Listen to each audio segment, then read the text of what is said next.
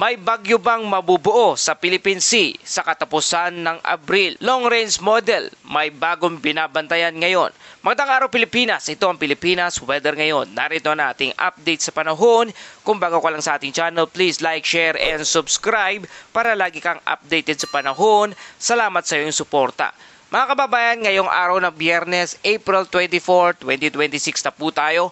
Narito na ating update sa panahon. Sa ulat natin ngayon, mayroong long-range weather signal na binabatayan bandang Philippine Sea na maaring maging susunod na tropical system habang papalapit ang katapusan ng buwan ng Abril hanggang sa unang linggo ng Mayo.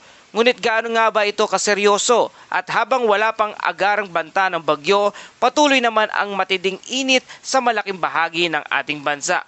Habang may mga pag-ulan na posibleng maranasan sa ilang lugar sa mga susunod na araw. Mga kababayan, sa ating long-range weather alert, may binabantayan na posibleng pagbuo ng isang bagyo sa bandang Philippine Sea. Sa mga long-range forecast model, lalo na ang Global Forecast System o GFS, ay may senyales na posibleng pagbuo ng isang tropical system sa Philippine Sea sa pagtatapos ng buwan ng Abril hanggang sa unang bahagi ng Mayo. Ayon sa model forecast, may namumuong low pressure signature sa silangan ng Pilipinas. Maaring gumalaw sa bahagi ng Philippine Sea at posibleng lumakas kung magiging favorable ang kondisyon ng karagatan.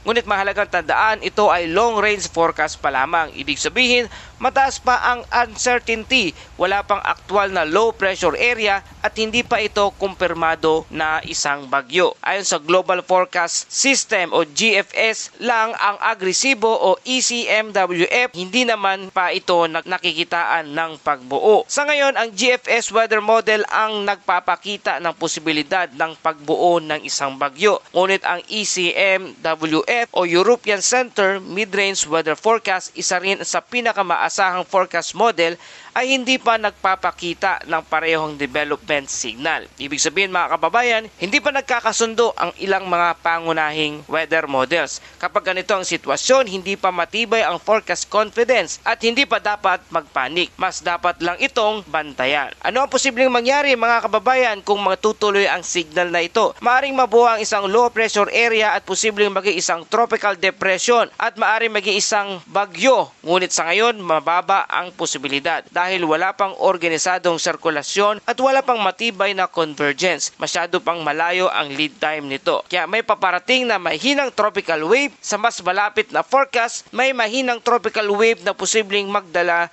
ng dagdag na pag-ulan sa lugar ng Visayas, Mindanao at Southern Philippines. Sa linggo hanggang sa Martes, posibleng magkaroon ng mas maraming ulap, scattered rain showers at localized thunderstorm. Ngunit malinaw sa forecast, hindi ito magiging bagyo at ito ay simpleng surge of moisture lamang. Habang pinag-uusapan natin ang posibilidad ng bagyo, ang mas agarang nararamdaman sa ngayon sa bansa ay ang matinding init. Sa maraming bahagi ng ating bansa, nasa 33 degrees Celsius hanggang 35 degrees Celsius ang temperatura ng ating panahon. Ang heat index naman ay mas mataas pa, lalo na sa bandang Metro Manila, Central Luzon at Visayas. Patuloy na nangingibabaw ang high pressure system, kaya nananatiling mainit at tuyo ang lagay ng ating panahon. Mga pag-ulan sa Northern Luzon sa mga susunod na araw, inaasahan sa lugar ng Cordillera Mountains, Cagayan Valley, Northern Luzon. Dulot ito ng trough sa hilagang bahagi at afternoon instability o terrain lifting. Ang mga pag-ulan ay localized at hindi malawakang pag-ulan. Mga kababayan, ito ang malinaw na mensahe ng forecast. May long-range signal pero wala pang agarang banta dito sa ating bansa. Ang long-range model ay nagbibigay lamang ng posibleng senaryo at hindi ito katiyakan. Kaya sa ngayon, wala pang bagyo na namumuo o nakikita base sa ating satellite image at wala pang low pressure area na nakikita o nabubuo. At wala rin itong direktang banta sa ngayon dito sa ating bansa. Ngunit may signal na dapat bantayan sa darating na katapusan ng buwan ng Abril. At sa malapitang panahon, iinit pa rin ang pangunahing weather hazard dito sa ating bansa. Kaya naman patuloy tayo sa ating safety reminders, uminom ng maraming tubig, iwasan ang matinding init sa tanghali at maghanda sa localized thunderstorm sa inyong lugar. Patuloy na mag-monitor ng weather updates at huwag agad maniwala sa mga long-range hype na balita. Para sa ating buod na balita, may long range signal na posibleng bagyo sa katapusan ng buwan ng Abril. Ang Global Forecast System o GFS pa lamang ang agresibong modelo na nagpapakita nito. Ang ECMWF o European Center Mid-Range Weather Forecast ay wala pang development signal na nakikita at may mahinang tropical wave sa bandang Visayas at Mindanao. Ngunit mainit pa rin ang pangunahing banta dito sa ating bansa. Kaya dako tayo sa ating Bible verse of the day mula sa mga awit 107 verse 29.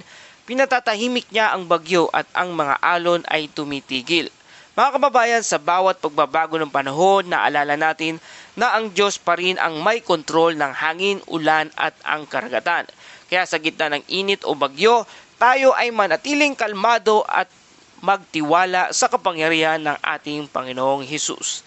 At yan po ating update sa panahon. Kung nagustuhan yung balitang ito, please like, share, and subscribe para lagi kayong updated sa panahon. Salamat sa iyong suporta.